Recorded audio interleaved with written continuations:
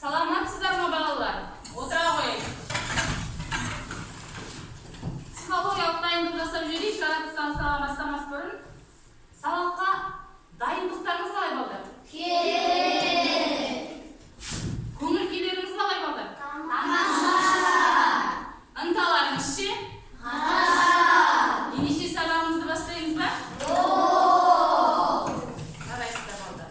Енді балдар, мен сіздерге оқушыларды бүгінгі сабақты бағалау үшін топ басшыларының алдына қағаз қойып қойған болатынмын, иә? Бағалау парағын, сол бағалау парағы бойынша сіздер өз топтарыңызды бағалайсыздар. Бірінші топтан Камила, екінші топтан Айзере, үшінші топтан Мариям өз тобындағы алдында тұрған бағалау парағындағы белгілеп өздерің бағалап отырасыздар, иә?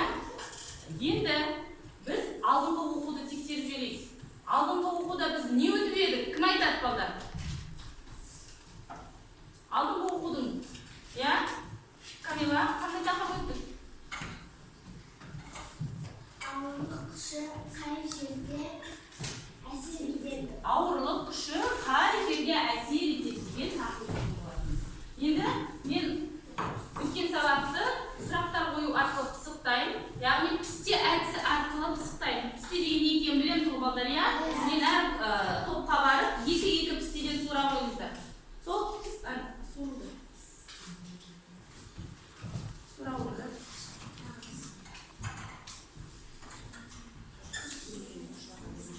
Болды, екі оғамыз.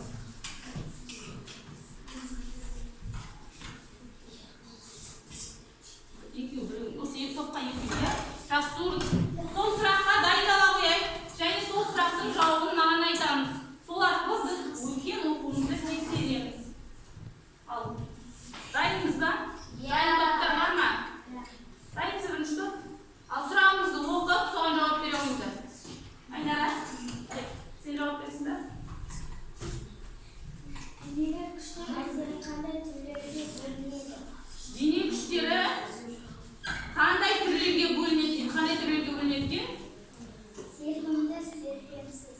Серпімді, серпімсіз дейді. Дұрыс па балдар? Иә. Келесі Камила.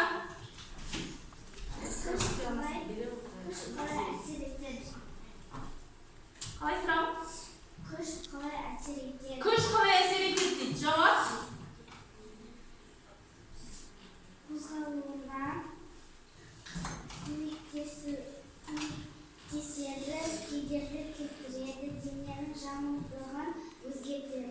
Дененің жылдамдығын өзгертеді, қозғалуына көмектеседі екен. Сіздер дайынсыздар ма? Айтамын. Тіректен нені айтамыз? Тіректен нені айтамыз, е? Дене орналасқан зат тірек деп аталады.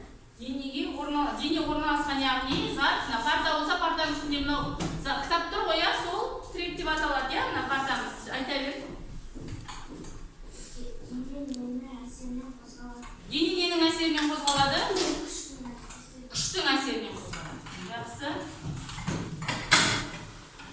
Ауырлық күші дегеніміз не? Ауырлық күші дегеніміз не ал? Айтамын. Жердің денелердің өзіне тарту күшін ауырлық күші деп атаймыз.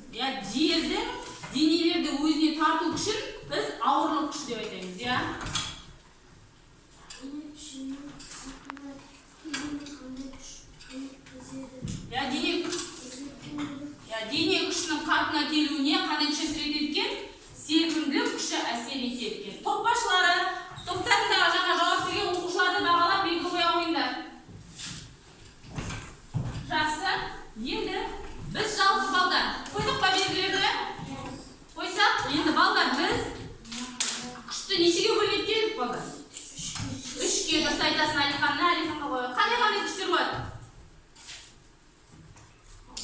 Ауырлық күші. Сосын. Серпімділік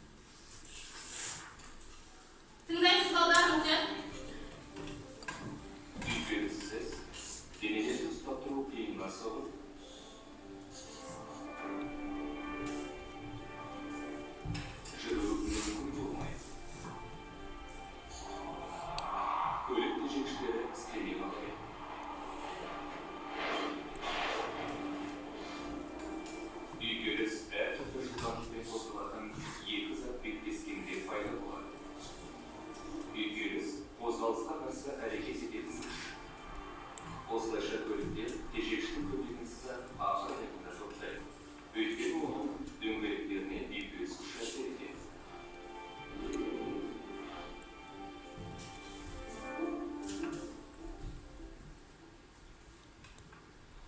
Үйкеліс денені жерге тартып тұратын өз салмағы, яғни ауырлық күшіне тәуелді. Екі бетті бір-біріне сызатын күш жоғары болған сайын үйкеліс те көп болады. Сондықтан жеңіл денелер ауыр заттарға қарағанда жеңіл сырғиды. Ауыр заттардың салмағы жоғары болғандықтан оларды жерге тарту күші де үлкен болады.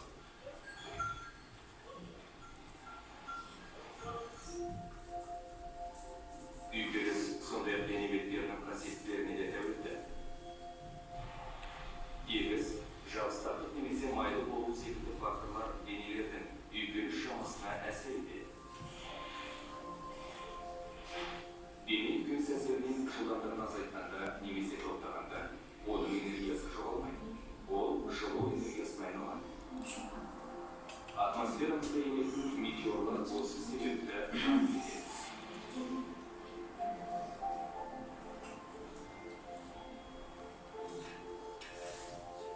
Метеорлар үйкелістің өзге бір түрі кедергі күшіне тап болады. Кедергі күші қатты денелердің ауа мен су сияқты орталардан өту кезінде байқалады.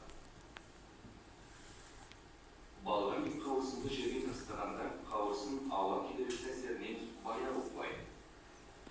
Салмағы жеңіл болғандықтан ол ауаның едәуір кедергі күшіне тап болады.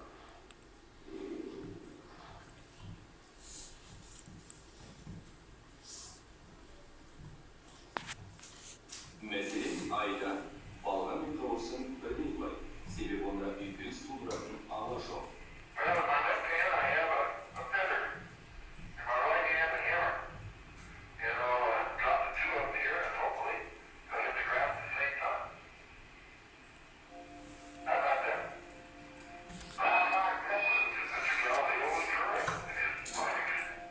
Үйкеліс біздің қозғалысымызды баяулатуы мүмкін.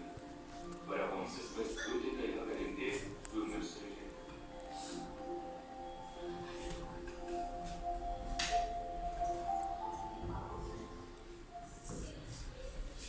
Балдар, сағады. Осы бейнероликте не туралы айтылған, балдар? Үйкеліс күші туралы айтылған екен, балдар. Үйкеліс күші дегеніміз бір-біріне жанасқан беттердің кедір-бұдырынан пайда болады да, олардың қозғалысына кедергі келтіреді. Жақсы, жаңа екі теке бір-бірімен жанасқанда қозғалыс жүреді. Мысалы, машина жолдың бетімен жүреді, балдар. Сонда машина жолға тегершігі тиеді, сол кезде екеуінің арасында үйкеліс күші пайда болады екен, балдар. Үйкеліс күші үшке бөлінеді екен. Сырғанау, домалау, тыныштық үйкеліс күші болып үшке бөлінеді екен, балдар. Енді бүгінгі сабағымыздың тақырыбы үйкеліс күші дегеніміз не? Үйкеліс күші оқу мақсаты, үйкеліс күші қай кезде пайда болатынын білесің, үйкелістің түрлерімен танысасыңдар, балдар. Біз үйкеліс күші дегеніміз не екенін білдік, екі дененің бір-біріне жанасқан кезде пайда болатын кедір-бұдыр екен. Енді бүгінгі күннің жадысын жазамыз. Дәптерлерімізді ашып бүгінгі күннің жадысын жазып, үйкеліс күші дегеніміз не деп жазып қоямыз. Айдек алдымызға қарап, күннің жадысымен тақырыпты жазамыз.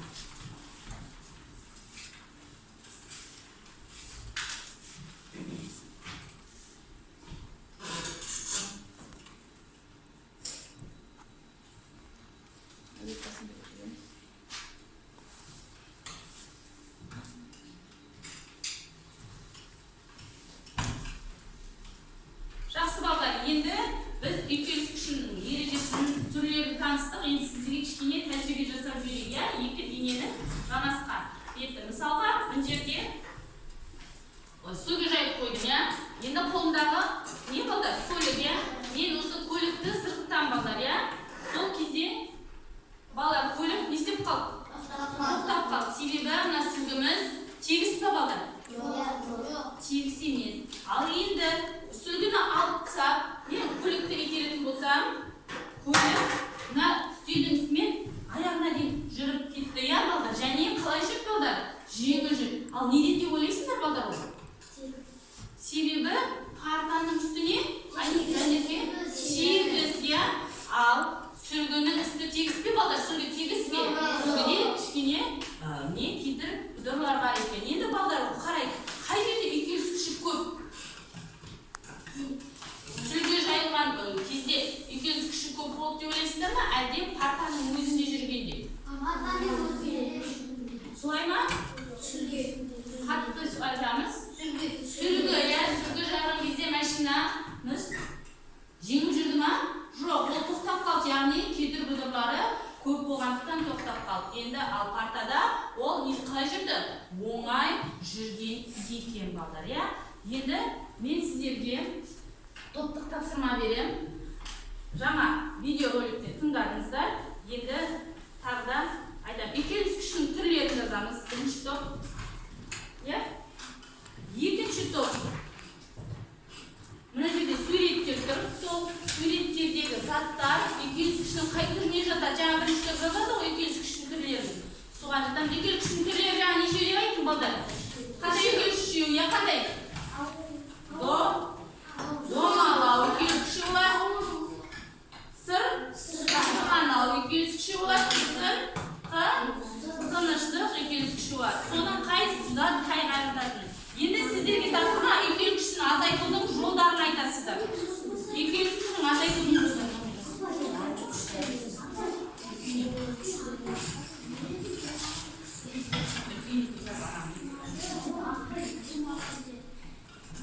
Қандай үйкеліс күші жатады? Екінші сурет. Жазғанда белгісін салып кетті. Домалау болсады, сырғанау болса, тыныштық болса, белгі салып кетті. Үлкендеу әдебиет жазамыз.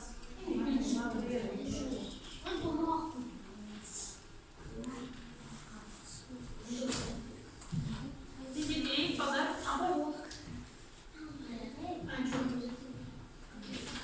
Болған топтар белгілеп айтамыз, иә, біз болдық деп.